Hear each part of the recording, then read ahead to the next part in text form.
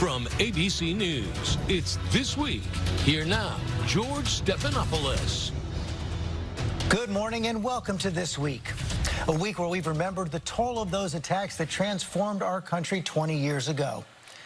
President Biden led the commemoration yesterday with ceremonies at Ground Zero.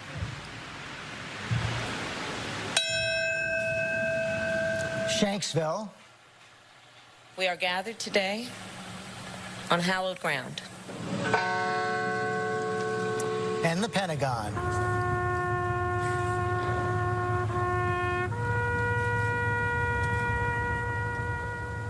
And the president returns to the White House this week to address what may be the greatest threat to our country since 9/11.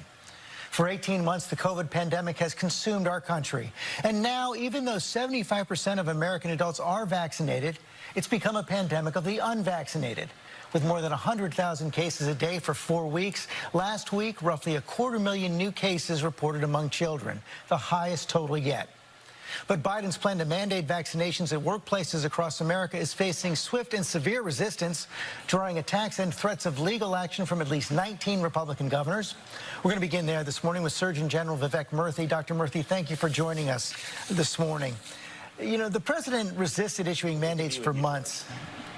Thank you. The president resisted issuing mandates for months, and the administration repeatedly explained that he lacked the legal authority for sweeping mandates. So what changed? Well, George, so let's talk about where we are and what the president announced. Fortunately, we have made a tremendous amount of progress over the last 8 months. I want to remind people of this because it can get lost in the news about the Delta variant alone. But because we have 200 million people, George, with at least one shot of the vaccine, we are in a much better place than we otherwise would have been. With that said, Delta is a tough foe. It's thrown curveballs at us, and we have to be prepared to respond. And that is why the president announced an ambitious and thoughtful plan that he earlier this past week, which is intended to help us get through the next phase of this Delta variant. Now, to be clear, the requirements that he announced are not sweeping requirements for the entire nation. These are focused on areas where the federal government has legal authority to act. So 17 million healthcare workers who operate in institutions which work with Medicare and Medicaid will now be required to get vaccines. We also know that the workplace requirements he put in place for workplaces that have 100 plus workers, that those will affect about 80 million Americans. Here's finally what we know, George. We know that these kind of requirements actually work to improve our vaccination rates. Tyson Foods, for example, which put in a vaccine requirement recently, saw that its vaccination rate went from 45% to more than 70% in a very short period of time, and they're not even at their deadline yet. So this is the next step, George, and in a series of steps that have to be taken to help protect our country from COVID-19 and help us get through this pandemic. You've seen the opposition. I mentioned those 19 Republican governors. Here's Governor Ron DeSantis of Florida. How could we get to the point in the country where you would want to have someone lose their job because of their choice about the vaccine or not? I just think that that's fundamentally wrong. How do you respond to that? Well, George, first of all, we have to put this in context. There are requirements that we put in workplaces and in schools every day to make sure that workplaces and schools are safe. For example, George, when you and I went to grade school, we likely had requirements for vaccines that we had to fulfill in order to participate in the classroom. That was part of keeping the classroom safe. I have worked for years in hospitals, and we had requirements to get vaccinated so we can protect our patients from infection. These are steps that we take every day that OSHA, the Occupational Safety and Health Administration, oversees. So this is not an unusual phenomenon. What it is, I think, an appropriate response for us to recognize that if we want our economy to be back, if we want our schools to stay in session, we've got to take steps to make sure workplaces and learning environments are safe. And these requirements will help do that. Several legal experts have said this is a novel use of the OSHA authority. Are you confident it's going to withstand constitutional challenge? Well, certainly this wouldn't have been put forward if the president of the administration didn't believe that it was an appropriate legal measure to take. And I believe it is so based on the authority that Congress has actually given under the OSHA Act, which in fact provides, and not just provides, but tells the Department of Labor and the administration that they have a responsibility to ensure that the workplace is safe for workers. And that's what this measure does. If anything we've learned, George, over the last 18 months, it's that the COVID virus is a dangerous virus. It makes our workplaces and our schools far less safe than they should be. So this is an appropriate action, we believe, and it certainly, from a public health perspective, most importantly, will help keep workers safe, and that will ultimately help our economy as well. You've seen calls from Senate candidates like J.D. Vance out in Ohio calling for mass civil disobedience. Are you concerned this might harden the opposition to vaccinations? Well, George, here's what I think we have to remember, and it's especially important that we remember this on a day like today, the day after the 20th anniversary of 9/11. This has been a long, difficult pandemic. I know that it has generated a lot of anger, a lot of fatigue, a lot of impatience, among folks in the community over time, and that's absolutely understandable. But what we cannot allow, George, is for this pandemic to turn us on each other. Our enemy is the virus. It is not one another. And what we have to do is approach this next phase of the pandemic response, recognizing we've got to listen to each other before we rush to judgment. We've got to support one another in our decision-making and during times of crisis.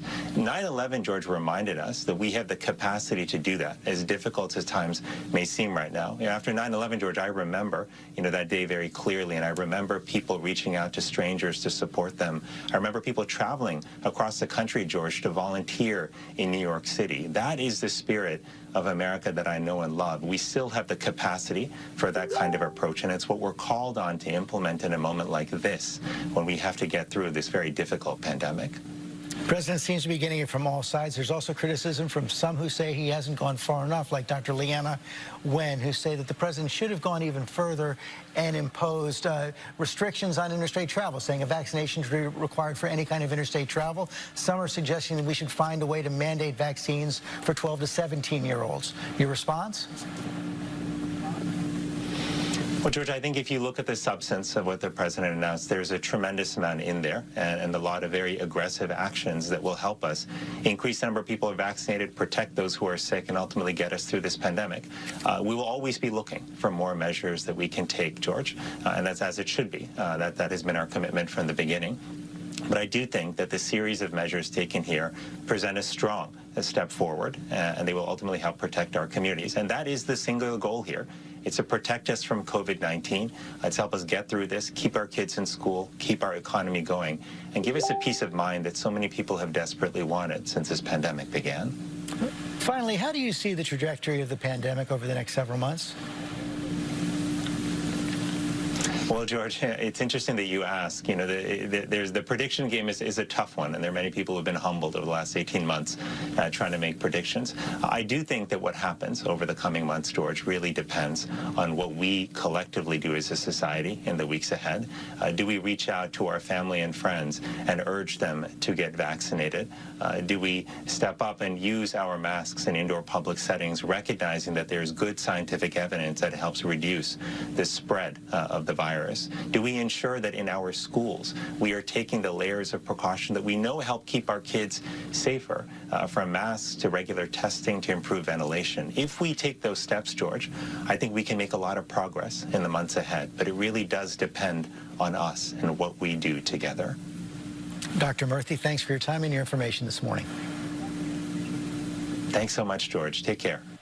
Let's talk about this now on our roundtable, joined by Chris Christie, the CEO of Democracy for America, Vet Simpson, Sarah Isgur, a veteran of the Trump Justice Department, now a political analyst for The Dispatch, and Roland Martin, CEO of the Black Star Network, host of the daily digital program Roland Martin Unfiltered. And Chris, let me begin with you. You serve with a lot of these Republican governors who've come out against these mandates from President Biden.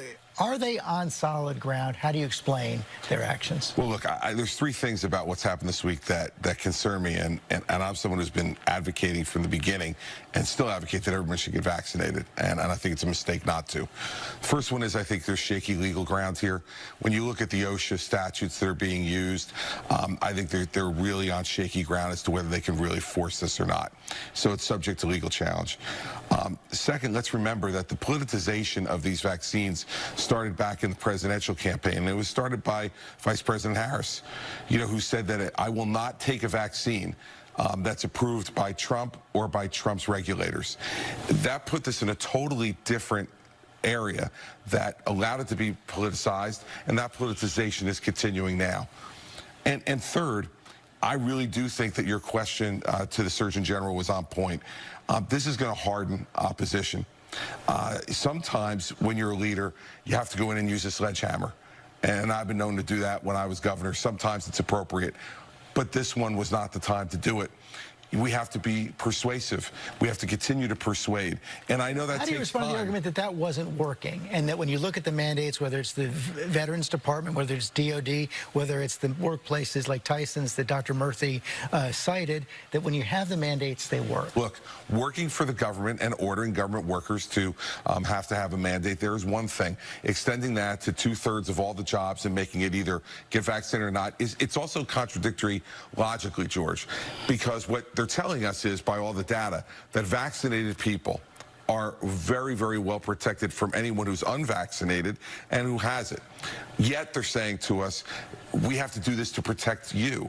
Well, that's protecting the unvaccinated from the unvaccinated. They're making choices.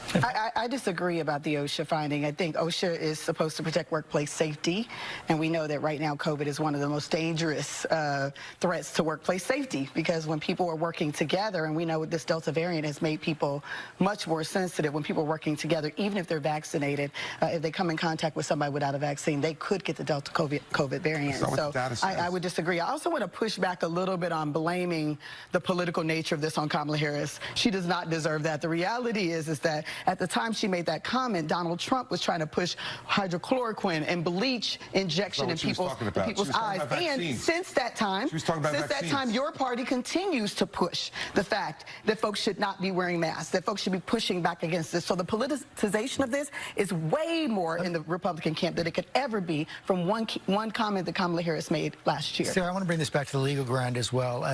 Some experts, legal experts, do agree with Governor Christie that the OSHA statute is being stretched too far. On the other hand, the Supreme Court has upheld vaccine mandates in the past. This isn't a question about the vaccine mandate. That is going to be upheld, no question, legally, precedent going back more than 100 years. The question is whether OSHA has the authority to do this under their emergency powers.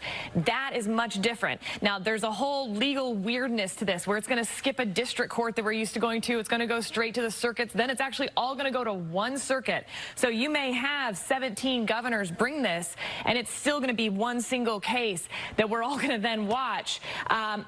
I think this will look a lot like Obamacare in terms of what it's going to do on the Republican side. Everyone's going to be able to move behind this, not on the substance. People are going to be for vaccines, for vaccine mandates, even if a company does it themselves, but they're going to be against OSHA doing it, the Biden administration doing it.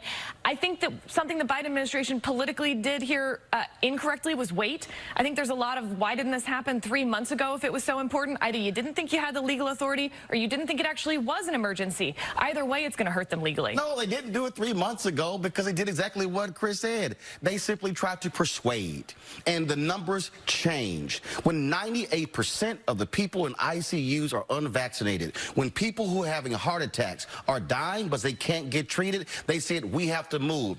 Companies were making the decisions as well. If we look at the history of this country, it was corporate America that forced America to change when it came to the civil rights movement. Because you know why? Because government was moving too slow. And so there are too many people in this country who are stuck on stupid, who don't want to own up to what's going on right now. And when you have 670,000 people who have died, 41 million have gotten COVID, and we're still having problems, and children are now dying, somebody has to lead. And you know what? Leaders take the hit, and make the decisions, which is why he was elected. And so when the data changes and you want to save people, you go there. Now, Republican governors want to stand out there and say, this is wrong. Fine, DeSantis, you got to run for re-election. Governor Greg Abbott in my home state, who's embarrassing us with his decisions, he has to run for re-election. Let's then see what happens where these people stand. But if we keep seeing folks die, I dare say leaders lead, and the rest of the folks who want to fight this, they can just simply fight it and they want to in the courts. But too many people are dying in America. Seems like we're beyond the point that Dr. Murthy was lamenting, turning on each other over the vaccines.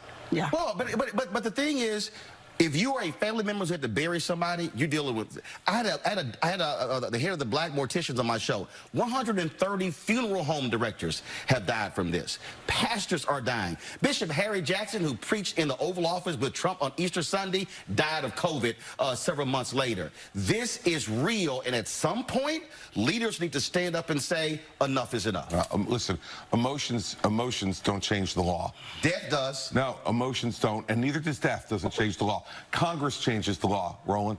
Emotions don't change. No. Emotions don't change. Emotions. No. You don't act lawlessly as a leader and say, let's let the courts do it. I understand that everybody wants. We had this conversation last week on a different topic. The law is the law. Well, who does have lawlessness? Look. And the president for 3 months said, and he didn't not do it because he didn't think he needed to do it. He affirmatively said, I don't have the legal authority to do mandates. Now he's changed his mind. No, but his original position was that he just didn't want to go there. He was trying to resist it as long as he possibly could. George, he said something. Yes, he said that. But he also said in an answer, I don't have the legal authority to do this. And in that sense, it looks a lot like DACA, where President Obama said he didn't have the legal authority, and then he did it anyway.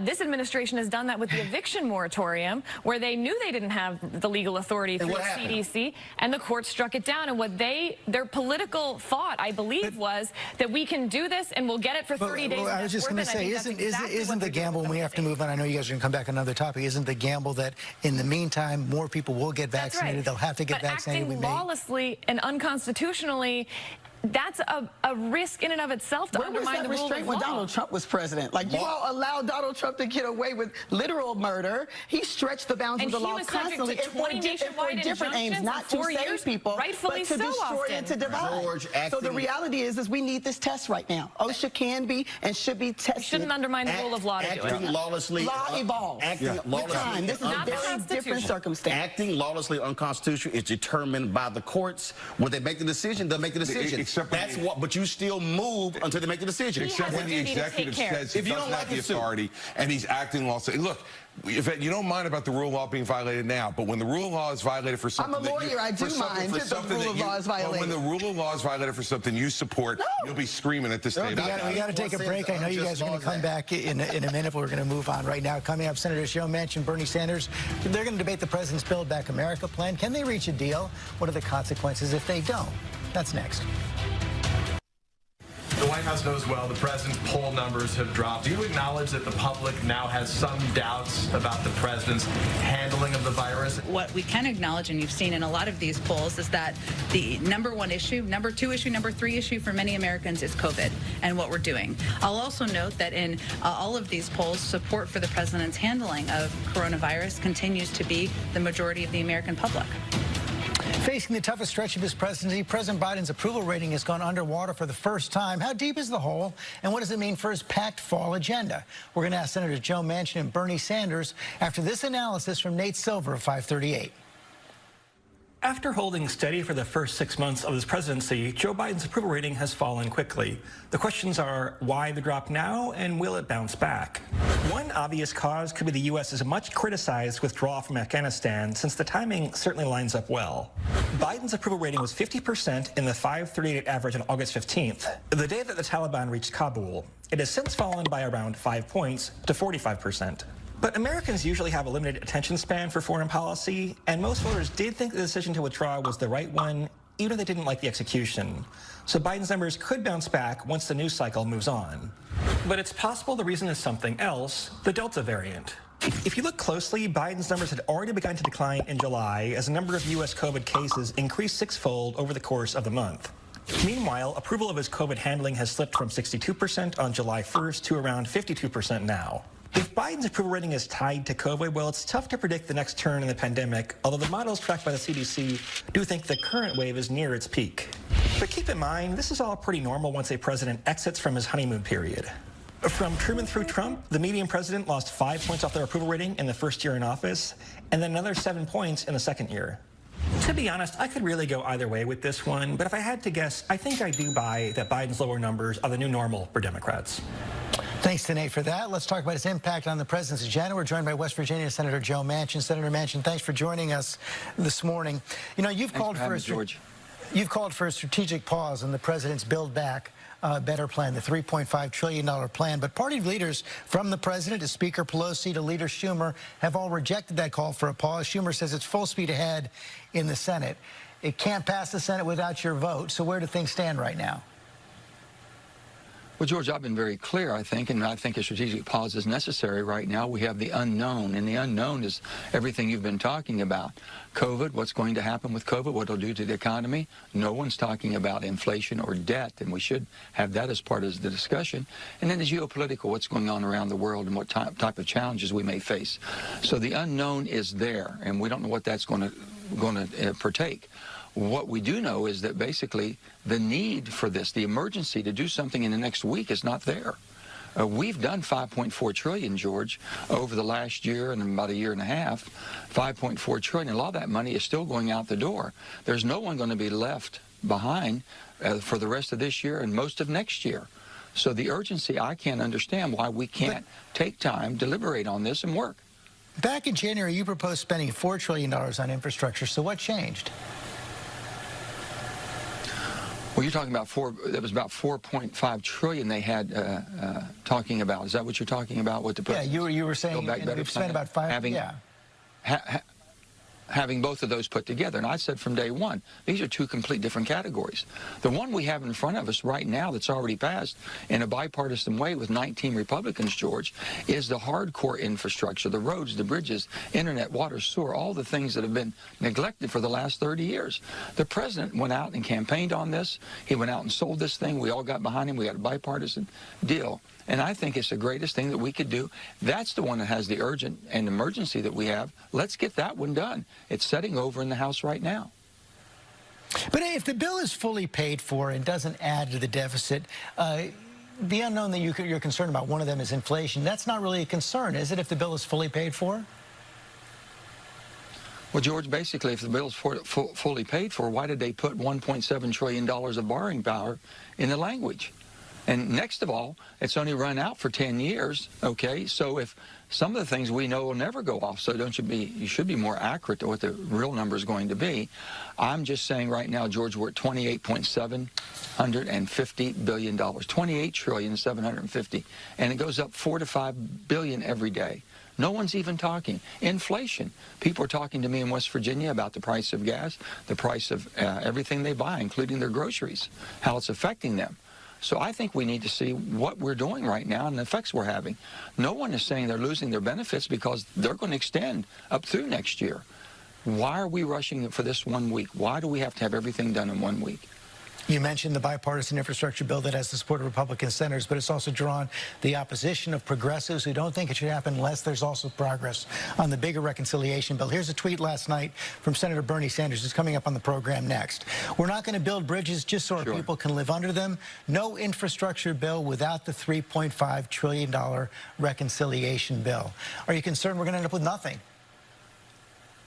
I just respectfully disagree with Bernie. I've never seen us in legislature. I never thought the purposes of the progress that we make in legislation was basically hold one hostage over the other. You have a bipartisan bill in the most toxic atmosphere that we've ever had politically. The president has pushed on this, and he says we're going to do this bipartisan. It's in the House right now. We could pass that one, and we can still go on to reconciliation. We can debate it. We can discuss it. We can have hearings on it. Make sure whatever we do, we do it and do it right and don't put more out there that's not needed, or basically put ourselves further in debt. We can have those discussions, but why would you hold something that's as needed as this, as far as the hard infrastructure, that's been basically neglected for 30 years, and just sit back and say, well, we can't do that? If you don't need bridges fixed or roads fixed in your state, I do in West Virginia. I need internet in West Virginia. I got water and sewage problems. I've got all the problems that we have addressed in the bipartisan infrastructure bill, and that's the one that has the emergency. So what's your bottom line? How long should the pause last, and what's the most you would accept in a final reconciliation bill? Chuck, I know that, George, everyone's putting a timetable and putting a hard cap. Shouldn't we, first of all, the reason we're on reconciliation, I voted to go on reconciliation because I believed that the 2017 tax codes were weighted to the high-end wealthy. I believed it was weighted unfairly by the working people, and I thought we needed to make some adjustments. But I'm not going to make adjustments on how much I want to spend. I'm going to make the tax adjustments on what I think keeps us competitive, looking at the global rates, looking at things that we're doing, making sure the wealthy are paying, making sure all corporations are paying something to have the privilege of doing business in America. I think all that needs to be done. And we ought to see what kind of money that spends off and then basically match that up with the highest priorities and needs we have. That's all I've asked for, and we haven't had that honest debate. Senator Manchin, thanks for your time this morning. I want to bring in Senator Bernie Sanders now. Senator Sanders, thanks for joining us as well. You just heard Senator Manchin right there. He said he just respectfully disagrees. We shouldn't hold this bipartisan infrastructure package hostage to the reconciliation bill. Well, I think maybe the converse is true, that maybe Senator Manchin is holding the reconciliation bill hostage. As you know, George, from day one, the President of the United States, the Speaker of the House, Majority Leader Schumer, have made it clear we're going down a two-track approach. Both bills are going together. I happen to think that Joe Manchin is right. Physical infrastructure is terribly important. But I happen to think that the needs of the human beings of our country, working families, the children, the elderly, the poor, are even more important. And we can and must do both. Look, everybody in America, whether you're Republican, Democrat, or Independent, understands that for the last many years, the very richest people in this country and the largest corporations have done phenomenally well, while the working class and the middle class of this country struggle. And we got close to 600 million people sleeping out on the streets. Elderly people in America can't afford to put dentures into their mouth. They have no teeth in their mouth in some cases, can't afford hearing aids, can't afford eyeglasses. Working families cannot afford child care for their kids. Young people cannot afford to go to college. And then on top of all of that, the scientific community is telling us that we're looking at a cataclysmic crisis in terms of climate. Oregon is burning. California is burning. People are drowning in New York City. Detroit, flooding. Siberia, largest fire on Earth. Drought all over the world. The United States must lead the world in transforming our energy system away from fossil fuel. This is a crisis. So what polling tells us is working families all over this country understand that now is the time for Congress to address the long-neglected problems facing working families. Now is the time to have the wealthy and large corporations. We got billionaires in this country who don't pay a nickel in federal income taxes. So I think we can do all of this. We can do the physical infrastructure. We can do the reconciliation bill, create millions of good jobs, and finally tell the American people that we are going to stand up for working families, not just the rich and the powerful. I guess the question I have is how? There's no margin for error in the Senate. If you vote against it, it doesn't pass. If Senator Manchin votes against it, it doesn't pass. I mean, so you're likely, if you both stick to your positions, you're going to end up with nothing.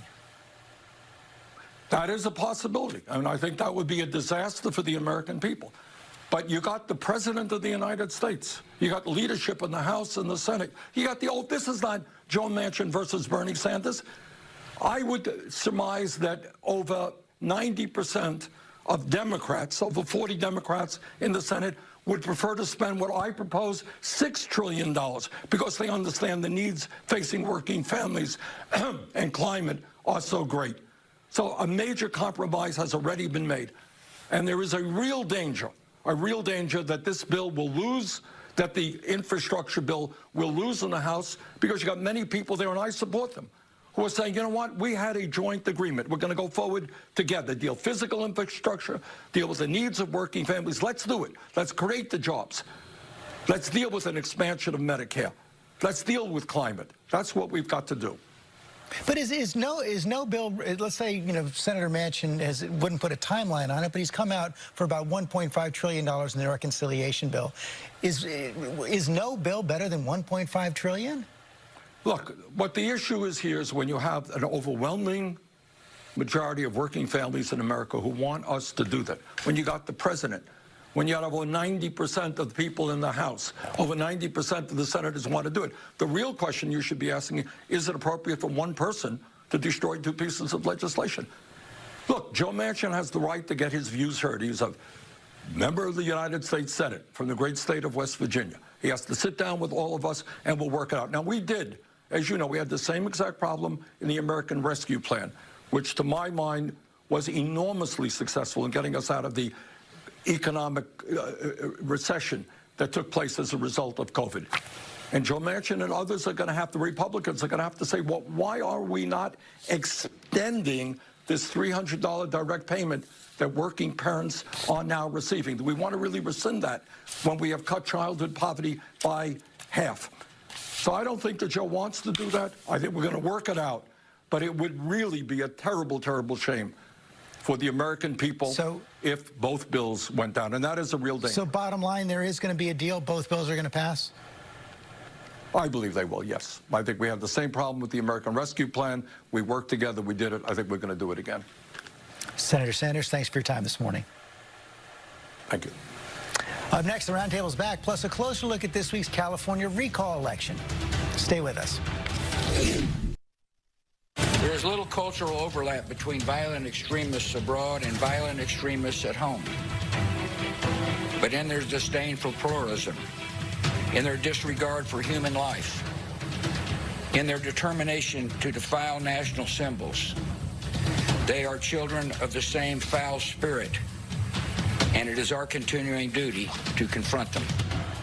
Stark words there from former President Bush, tying domestic terrorism to the threat from terrorism abroad as well. Sarah Isker, it seemed like one of the consistent themes that we saw from President Bush, from President Biden, from the other speakers over the course of the weekend is the fact of how deeply we've been divided in the last 20 years since 9/11.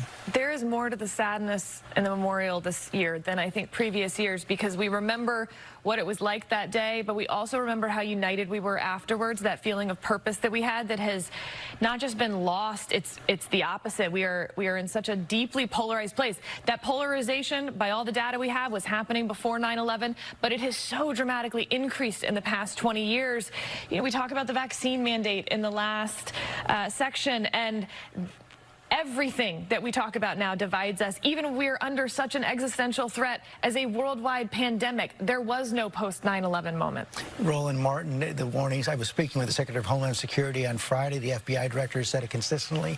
#1 terrorism threat right now in the United States, domestic terror. Absolutely, and also be very specific, white domestic terrorism. The Trump DOJ, what did they do? They stepped away from that. Ray was saying it.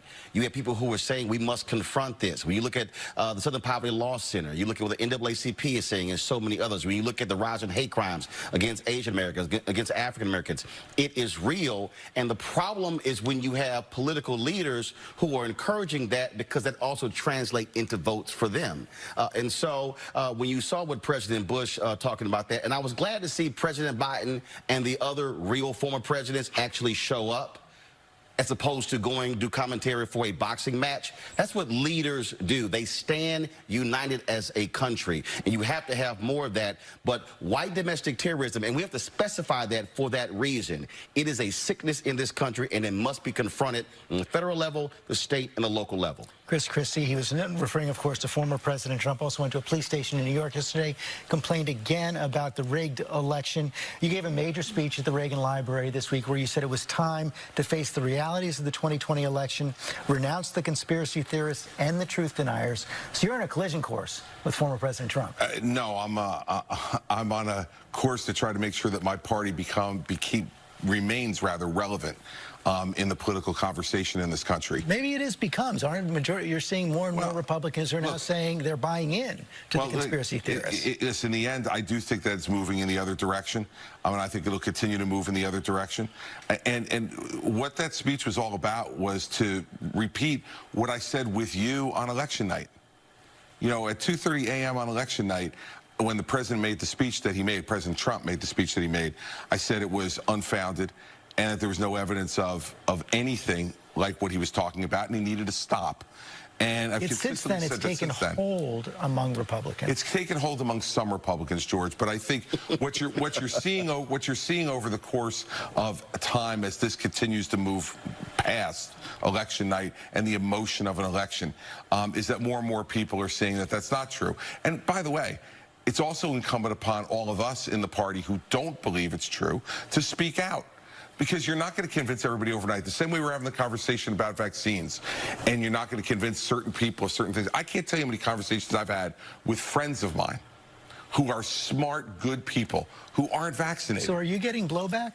I mean, listen, a little bit, but much more praise than blowback for the speech. And so, you know, but in the end, that's not why I gave the speech, to either get praise or worry about blowback. You say what you believe. That's what I try to do here every week when I'm on. And I said what I believed on Thursday night, and it's what I'm going to continue to believe. I just think for 4 years, we watch Republicans either be silent or be complicit in the building of the monster that is Trump. And even post-Trump, there are still Republicans who are bolstering him, supporting him. So I feel like too little, too late. The reality is real leadership is stepping up to the man at the time he was in the seat and saying that we won't budge. And there was none of that. And unfortunately, I don't know what the future of the Republican Party is. There's so many folks who are now swinging closely. We think about the 47 states that have legislation trying to keep people from voting based on the big lie that we know was not true. We think about January 6th and the insurrection that happened on the structure of democracy itself and democracy. And there are Republicans who don't want to have an investigation into that. So this Republican Party is way far gone. And unfortunately, too little, too late. George, hold on. I want to get another Republican perspective here from Sarah. They're seeing debate there. Chris believes the party's over time moving in his direction. Yvette disagrees. I think that perhaps we will finally see what we didn't get to see in 2016, where there were 17 candidates, nobody dropped out so that you could have the one-on-one versus Donald Trump. Perhaps it looks like Donald Trump is going to run again. We're certainly told that by all of his advisors and by all accounts from him. If it is Chris Christie versus Donald Trump in the Republican primary, Republicans will have a choice. And certainly Donald Trump is in some ways at his weakest that he's been since he left the White House, and in other ways, certainly what he has said and Trumpism has picked up within the party. It will be up to Governor Christie to make the case that there is somewhere else to go. But I do think if Trump runs, he may be alone in that lane, and that could be helpful. I'm sorry. Republican Party, they made their choice. Yes. And I appreciate the speech, Governor, but the reality is this. You have to admit, Sarah, you have to admit the role that you played in putting the person in leadership who is driving conspiracy theories. It's one thing to condemn them after the fact, but you have to own up to the role that you played in putting the person in power. The time we both ran campaigns against No. First off, I don't have to admit, first off, I don't have to admit anything to you. Can I finish? First off, I don't have to admit to you. And second, I ran against Donald Trump in 2016. You also coached him for the debate, sir. You ran against, here's the deal, you ran against him, but when a person has principles, morals, and values, they do not support them even if you lose. And what they say is, I choose patriotism and the country over party and power. And the problem was too many Republicans chose power in riding with Donald Trump as opposed to patriotism in America. I'll sleep fine tonight with you judging my morals. Well, guess what? As a voter, as a voter who has 13 nieces and nephews, what I also want to see in America are Republicans and Democrats who have the guts to stand up to narcissists, to folks who lie, to folks who sit here and lead a country in the wrong direction. And what that man has unleashed on this country, any Republican who stood with him has to own it and accept the role that they played. Yeah, well, that's fine. I'll accept the role that I played in the 2016 election running against him, and I'll accept the role... Let him finish his point now. Let him finish his point. And I'll accept the role that I played in my belief that Hillary Clinton was not the right person to be president. We all get to make choices, Roland, in in this democracy. I made my choice. I'm on record of my choice, and I'm not walking away from my choice. But it does not preclude me from being able to be critical when the person that I did support does things that I am against. And so this false choice that you're trying to set up, is that false? It's a false choice, and one that the American people are not going to buy either. Roland, let me just press one other point.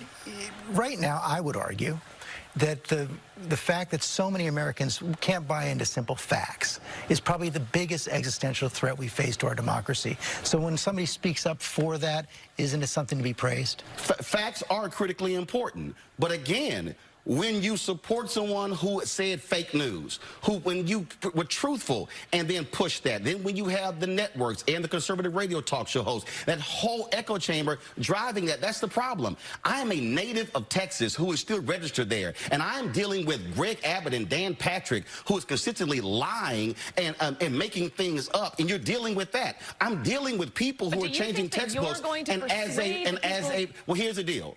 I have a very basic principle since I've been a journalist. If you do good, I'll talk about you. If you do bad, I'll talk about you. One second. At the end of the day, I'll talk about you. And somebody has to say what others are afraid to say. Sarah, you get the last word.